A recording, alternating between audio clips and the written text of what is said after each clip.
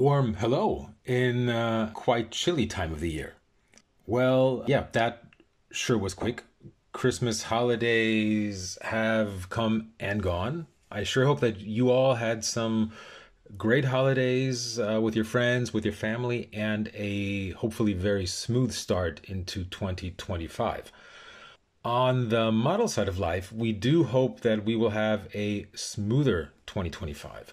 And when seeing our second news brochure for 2025, we are able to expand our offering just a little more.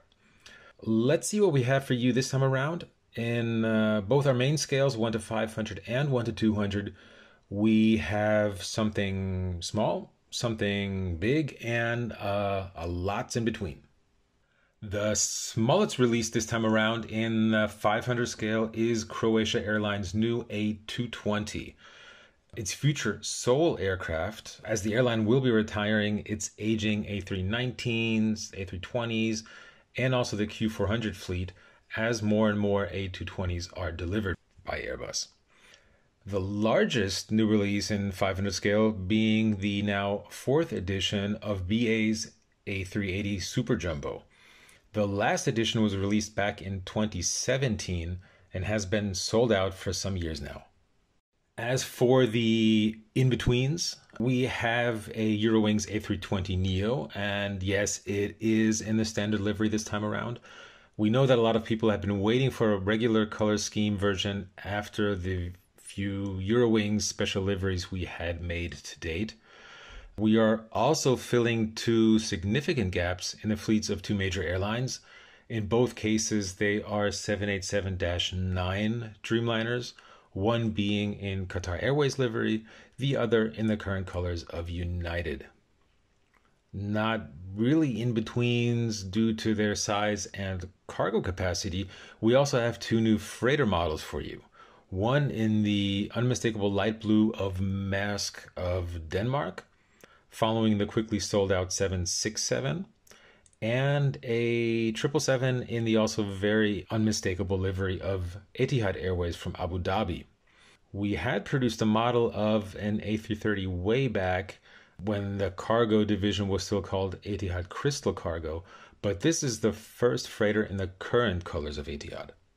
On the military side of things, we have for you a French E3F variant of the Boeing Century in a special scheme celebrating not only the 90th anniversary of the 36th wing, but also sporting a logo commemorating 30 years of operations of the Century in the French Air Force. After over 40 years of service, the U.S. Air Force retired the last of its KC-10 extender tanker aircraft.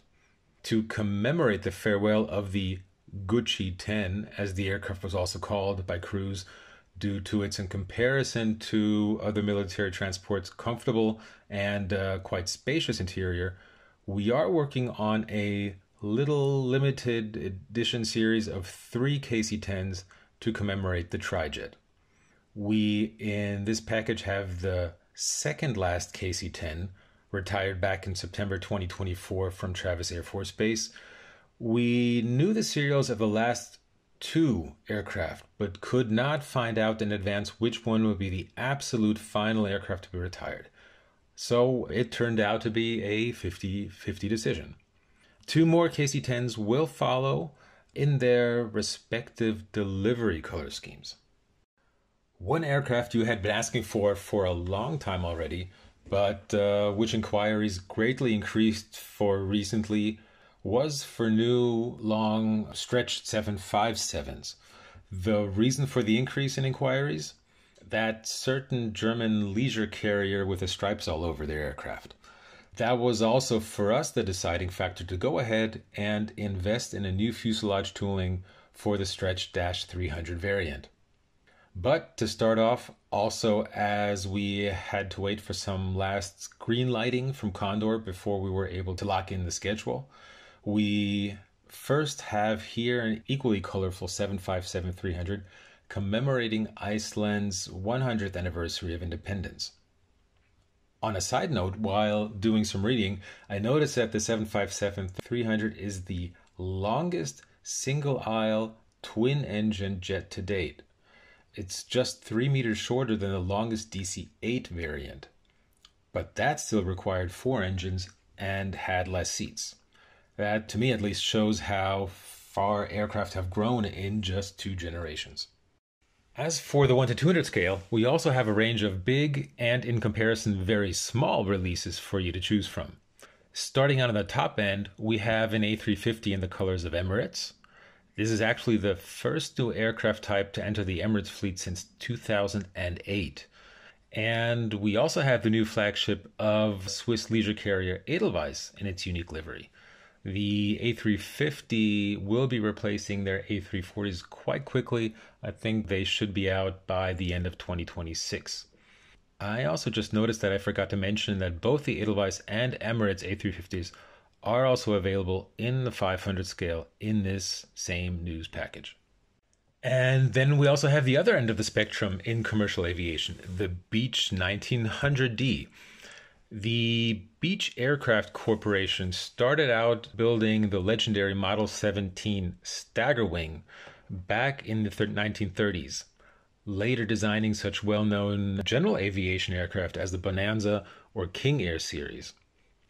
A step up for Beechcraft was the 1900 and especially the 1900D series, which had a higher cabin ceiling in which you could actually walk upright. The 1900D turned out to be a popular commuter aircraft and still today is in use around the world, including some relief organizations like the United Nations.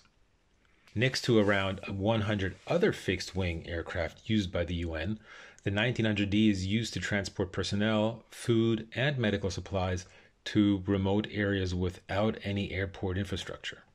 Despite its small size, even in the 200 scale, looking at the prototypes just right now, I think they did come out nicely, including the many small stabilizing fins, if you want to call them that, on the stabilizers and rear fuselage.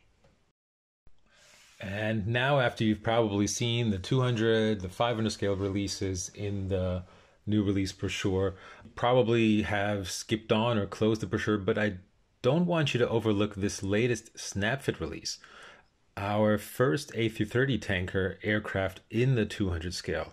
Despite being classified as a snapfit model and having the affordable price tag of a snapfit range, it has come out quite nicely, including the addition of the hose reels on the wings, the hose reel pods, the movable tail boom, the camera box, but also the addition of the small radar warning receivers on the fuselage sides.